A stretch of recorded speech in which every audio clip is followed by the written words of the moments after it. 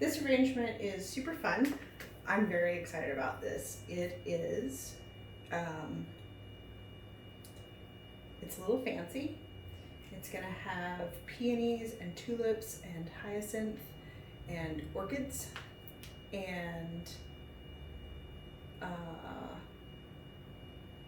yeah, it's going in this fantastic bowl. I've already filled it up with Oasis foam, and it's got a little water in there too, just to make sure that everything is really, really well hydrated.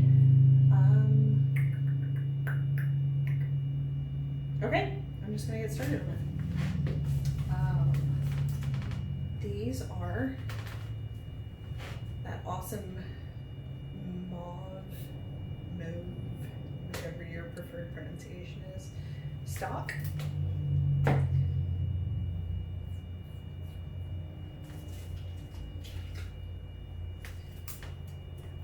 Stock is one of my favorite types of flowers to use because it smells so amazing. It's almost like a clove kind of a smell. I don't know. It's just, it smells very real and very natural. Let's see. Okay, I'm gonna use some of this moss. This is, I think this variety would be called star moss. It's wild harvested off of our farm. And then this is sheet moss, which is also, well, this isn't particularly, this batch isn't wild harvested, but often it is. Just depends on how busy my teenager is. Yes, we absolutely draft teenagers to do free manual labor because that's what farm life is all about. Speaking of farm life, this particular arrangement, the one that I'm so excited about, there are two reasons that I'm so excited. One is that it's for my mommy, and the other is that it's from my best friend and her husband. And I don't know, you know how there's those friends that are like more than a friend, they're more like soul sisters. They've just been there through all of the good and the terrible parts of your life. That's this one. Let's see. We have been friends since we were 8 years old.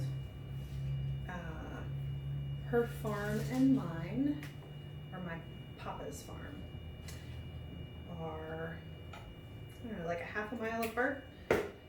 So close that when we were in 6th grade, I think, Alicia didn't know how to whistle. And every morning she would take her poodle, Prissy, out for her morning walk, and she was practicing whistling, but she couldn't whistle. So she had this weird thing that she would do, but it was really, really loud and really, really high pitched, and I am not gonna even attempt to do a better impersonation than that because it would hurt your ears. No joke. So she did the whistle while she was walking the dog, and when we got to school that morning, I said, "Did you do that thing?" And she was like, "Yeah." And I said, "I heard you." She was like, "What do you mean?" And I said, "Well, I was feeding my cow, and I heard you do the whistle." So that was her. That's how close our farms were. We spent, gosh, I think every weekend together. When my dad took a church, my dad's a pastor, so when he took a church down in Tryon, I spent my weekends at her house because I missed the farm so much. And inevitably, and we're not talking about like 7-year-olds, we're talking about 10 and 15-year-olds. Inevitably, Like every single time we worked together, we would go down to the creek, and somebody was gonna fall in, and it would be an accident. God bless that long-suffering mother of hers. Accident. And the other one would have to help the first one out who accidentally fell into the pool, into the creek, not the pool, the creek. So it would be like February, but February, the kind of February that we've had this year where it's 70 degrees. Still, February's February. And we would be falling into the creek and coming in completely covered in mud and minnows and, oh my gosh, all of the things. It was insane. But then I had girls of my own, and I realized how vitally important it was for us to be falling into the creek accidentally, and how much our mothers loved us to allow us such ridiculousness.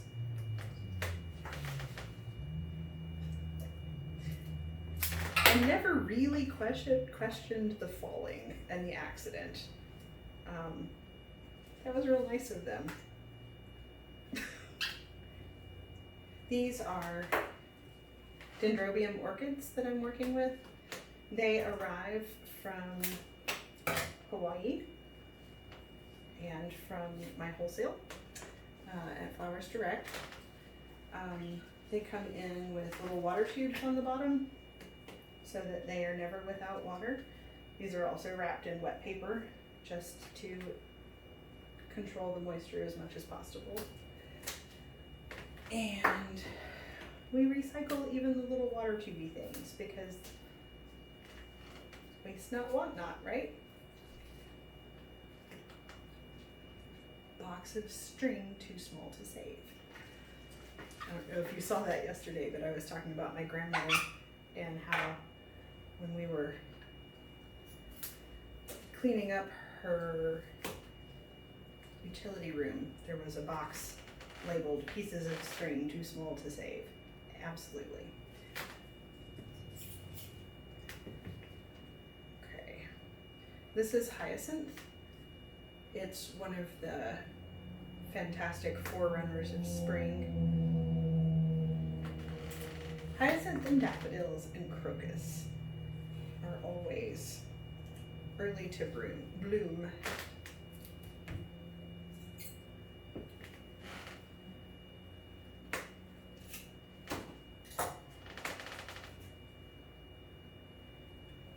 There we go.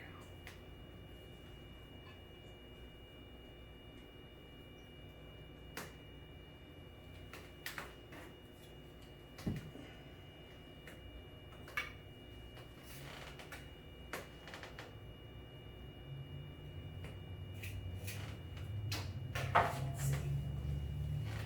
These stems are a little soft, so I'm gonna pre-drill my hole here with a piece of stem before I shove that guy in there.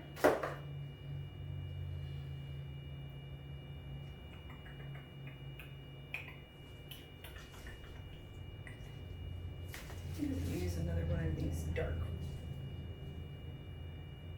colored peonies.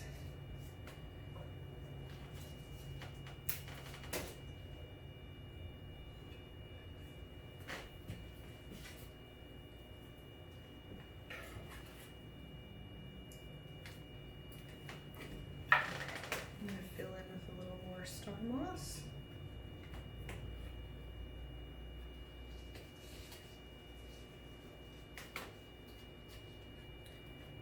And then, nope, I have one more orchid for here. I think that guy is going to go right over here. Kind of give a little more to that drapey line we've got going right there.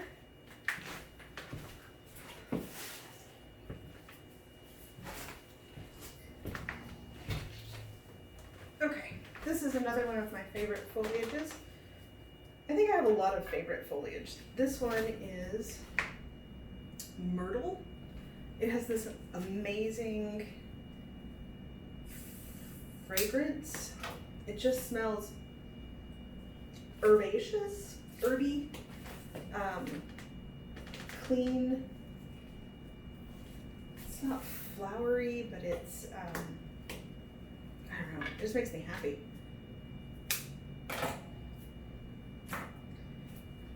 I would love to know what kind of myrtle it is, because we would definitely be growing some of it. But I keep forgetting to ask the people that know that sort of thing, so.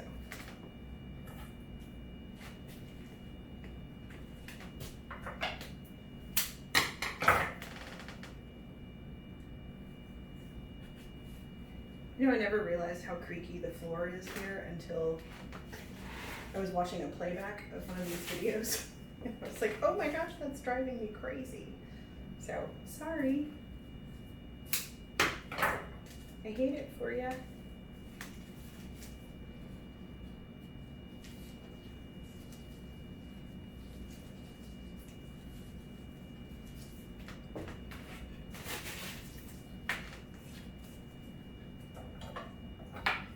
Alright, and then I'm using some of the green pittosporum.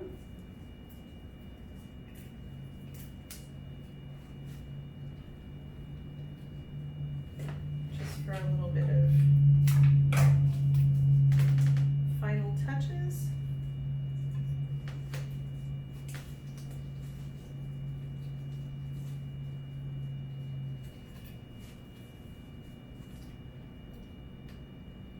Okay.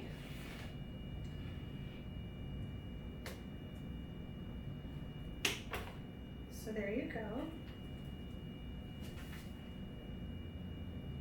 Let's see if we can zoom in a little.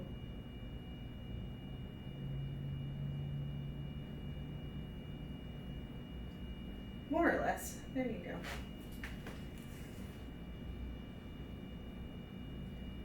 I think that's a pretty one.